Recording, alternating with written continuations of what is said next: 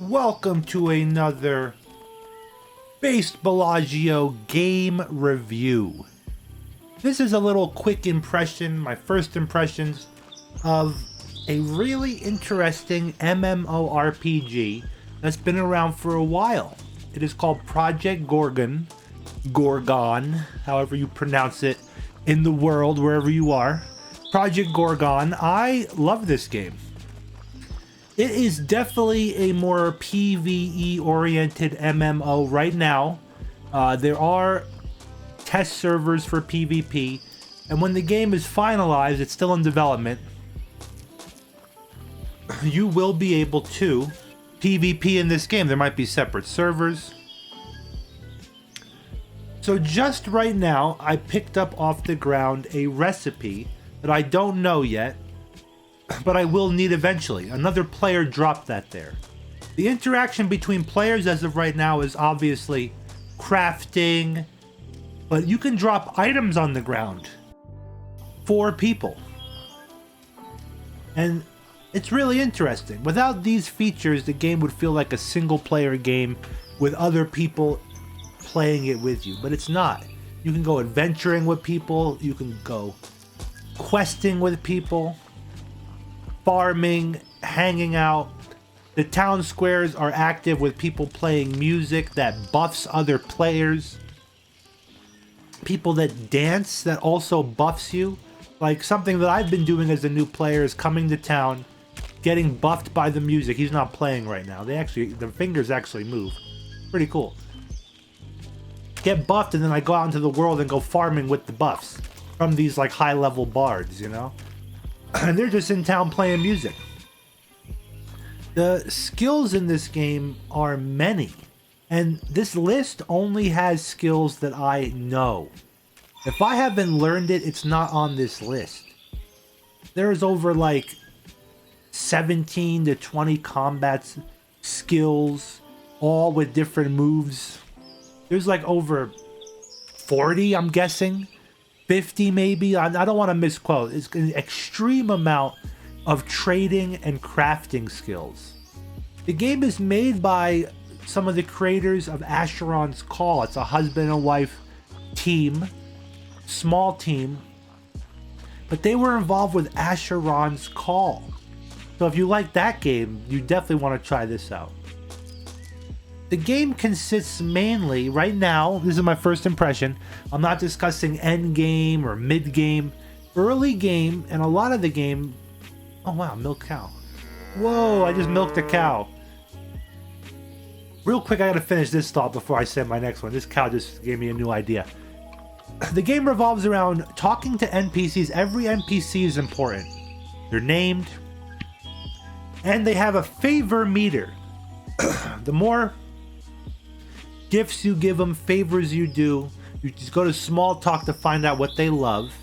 You go to give gifts and I can give them gifts. I don't have anything he likes. It highlights it, makes it easy too. And then as you gain more and more respect with these NPCs, friendship, it unlocks more and more things you can learn. Wow. Well, I've done enough with him. I'm comfortable now. I think I hung out with him. Hanging out is like you can go offline. So you work, you go to school, you sign on for lunch real quick, you hop on. I've been doing this. I just go to hang out, click on this, you know? We're going to do that right now.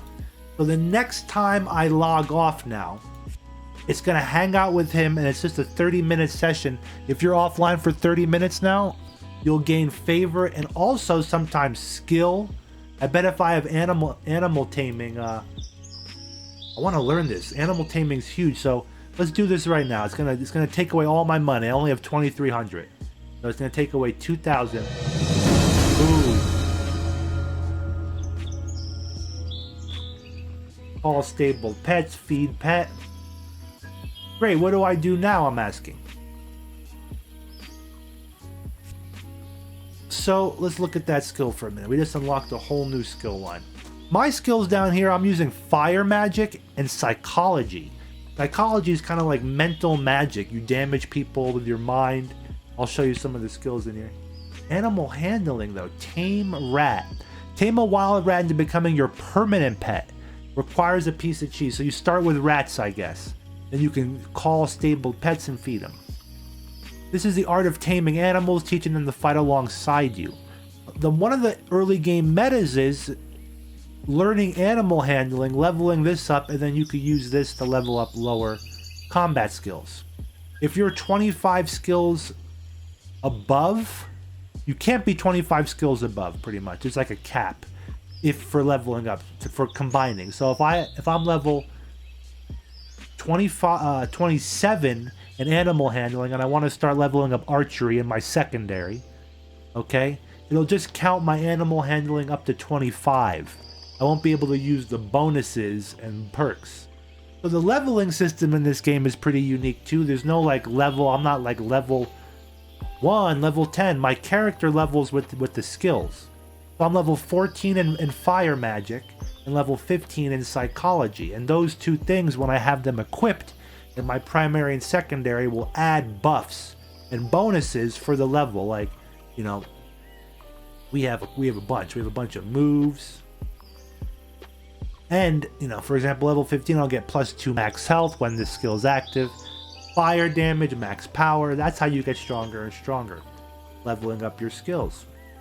Everything in this game unlocks a new... I don't even know how to say, a new gameplay feature. For example, I just learned how to milk a cow I saw randomly. We never did that before. When you buy items, for example, I bought a saw, hand saw. That gives you the ability to cut wood and harvest wood. That's a new gameplay feature. You know, turn another corner and you learn about applying these things, augments to your items. You know, people can do that. There's transmutation that I don't even know about yet. Someone wants me to make a video on that. I'll do that someday. The game is just full of features, and they don't throw it all at you at once. Very natural as you progress, as you level up your NPCs here. You get more and more friends with them. I always check do favor. I can give him some milk. Give him some milk. Nice. Give him some fish. I want to save one of those fish to eat. He likes prepared food, this guy. Let's give him 4 fish. I'll keep 1 to eat. Oh, almost. So as you do quests for them, level them up, I will get abilities. Like this guy is, I think, the bower, Fletcher. He'll, like, once you're comfortable with him, he'll teach you fletching. That's a whole new trade skill. I'll be able to make arrows and put them on the player economy. Huge player economy. I'm just really blown away with this game. Again, if you're out there for PvP, you're going to want to play other games, you know, Mortal Online, stuff like that. But if you're in there for like a very cool experience, this really reminds me of when I was in middle school. And the first time I played Elder Scrolls Morrowind, I was completely like enthralled, consumed, immersed. Like, that's how I feel with this. And it's like a nice... You want to keep playing, you want to keep leveling up, you want to keep seeing what's out there. I just harvested some eggs. You can farm in this game. These guys are farming in this area here. I haven't done that quest yet, so I don't know about it. This guy's playing music to his vegetables. I guarantee this does something. Probably grows the plants quicker or something. Amazing. Everything you do in the game is leveling you up. It's progressing you. It's increasing things you could do. Here's work orders from the game and by player work orders. You know, like a player wants 50 leather, or, you know, they have work orders in this game. Something that Mortal Online is still trying to get. Here is like some player economy, player vendors here and stuff. I think player housing is coming to the game. I heard someone talking about it. Pretty interesting game. I've only been to 2 areas. The starting tutorial, which was really good tutorial. I enjoyed it. I don't want to spoil it. And then I've been to this area, Cerbule. I was supposed to go to Cerbule Hills. It's like a more earlier area, but I guess I went here by accident. But it's been good. The combat I'll show real quick. It's not just like, I thought it was like, I guess you'd call it tab targeting, but it's not automatic. You have to click on the moves. There's core attacks, basic attacks. I'm debuffing them now.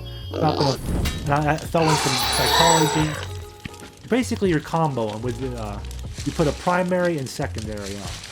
Because I have tools, I'm able to do these different things. Skinning, I chose to skin instead of butcher. Now we're gonna bury the corpse for compassion.